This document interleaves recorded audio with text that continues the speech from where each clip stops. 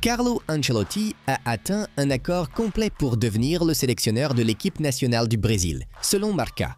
Ancelotti quittera le Real Madrid à la fin de la saison, le club ayant une haute estime pour lui. Cela signifie qu'Ancelotti ne sera pas licencié par le Real Madrid. Au lieu de cela, il quittera mutuellement le club pour commencer un nouveau rôle en tant que sélectionneur du Brésil. Le Brésil a envoyé un envoyé en Espagne pour discuter avec Ancelotti et obtenir le feu vert. Le tacticien italien pourrait quitter le Real Madrid le mois prochain et manquer la Coupe du Monde des clubs.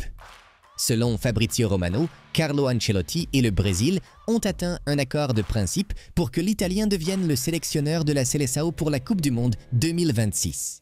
L'accord est valide à partir de juin, passe après la Coupe du Monde des clubs. La fédération brésilienne s'attend à ce que Carlo Ancelotti soit sur le banc dès la première semaine de juin, représentant la Seleção. Cela a toujours été une condition clé pour le Brésil. Signé avant la Coupe du Monde des clubs de la FIFA, pas d'option d'attendre jusqu'en juillet. Carlo Ancelotti sera parmi les sélectionneurs d'équipe nationale les mieux payés. Passons maintenant aux réactions les plus frappantes à cette nouvelle. Le Real Madrid souhaite se séparer avec le plus grand respect. Il recevra l'intégralité de son salaire restant et se verra attribuer un rôle d'ambassadeur à vie après sa retraite, selon Relevo. Florentino Pérez souhaite que le manager parte avec tout le respect et la reconnaissance pour son travail.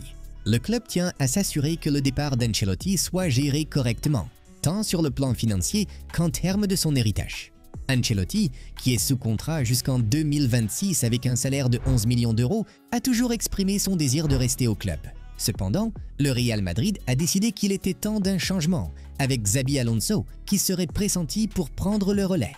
Pérez vise à s'assurer que l'héritage d'Ancelotti est en sécurité, veillant à ce qu'il prenne le rôle d'ambassadeur à vie une fois qu'il aura quitté ses fonctions.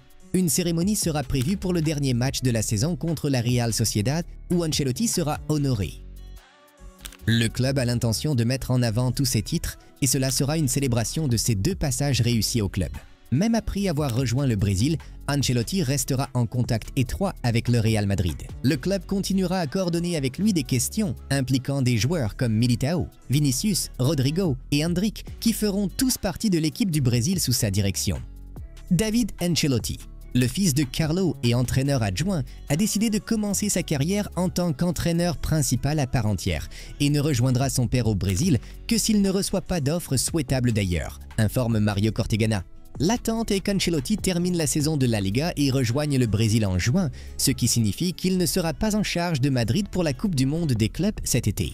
Le conseil d'administration devra choisir qui dirigera l'équipe dans le tournoi entre un entraîneur intérimaire, avec le directeur sportif Santi Solari en meilleure position, ou un nouveau, avec Xabi Alonso en pole position. Xabi Alonso a décidé de rejoindre le Real Madrid, informe Matteo Moretto. Il est à un pas de parvenir à un accord avec le Real Madrid. L'Espagnol informera Bayer Leverkusen dans les jours à venir qu'il souhaite aller au Real Madrid. L'accord est dans les dernières étapes avec le Real Madrid. Cette information est également confirmée par le journaliste Sacha Tavolieri. Les fans du Real Madrid sont déjà ravis des changements. Sur la plateforme de médias sociaux X, il y a un sentiment de satisfaction totale et des attentes très élevées pour la nouvelle ère sous la direction de l'entraîneur de 43 ans. Les premiers plans de transfert de Xabi Alonso au Real Madrid. Parlons maintenant de la révolution de l'effectif qui pourrait avoir lieu au Real Madrid sous Xabi Alonso. Un fan du Real Madrid, après El Clasico, a dressé une liste de joueurs avec lesquels il est particulièrement en colère et qu'il pense devoir quitter le club. La liste comprend 9 joueurs. Voici les noms sur cette liste. Luka Modric, Lucas Vazquez, Eduardo Camavinga, Rodrigo, Brahim Diaz, Ferland Mendy, Fran Garcia, David Alaba et Jesus Valego. Do me a favor, please. Get out of here.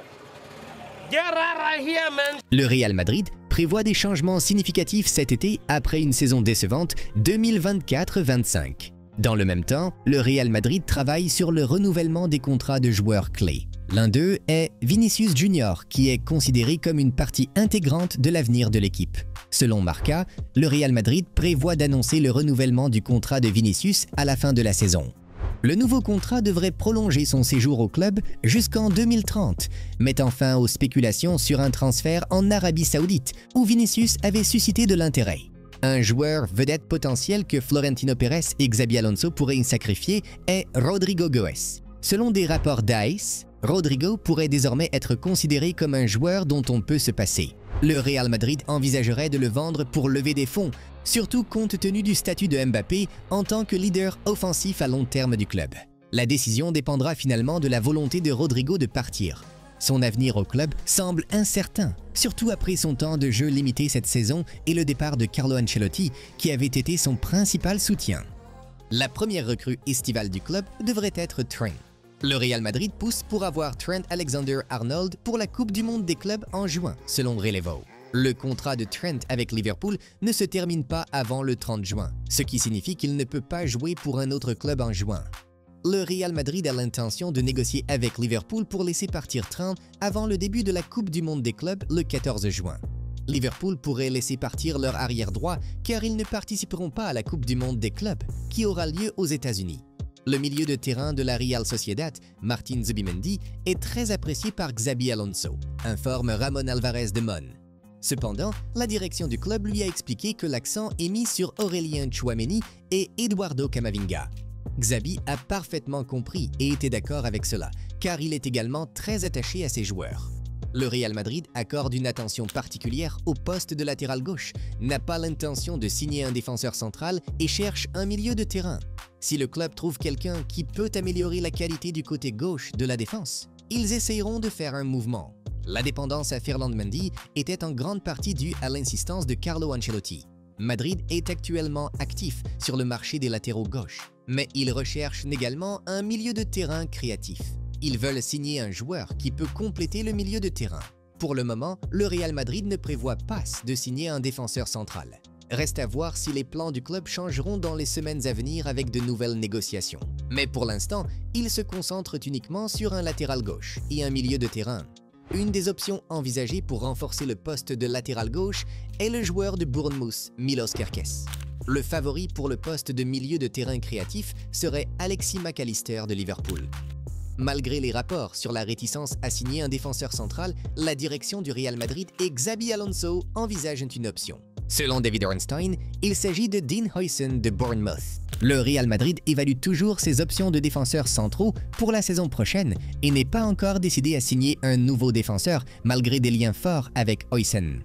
Pendant ce temps, des clubs à travers l'Angleterre et même à l'étranger, y compris Chelsea, Liverpool et le Bayern, continuent de s'intéresser à la signature de Huijsen.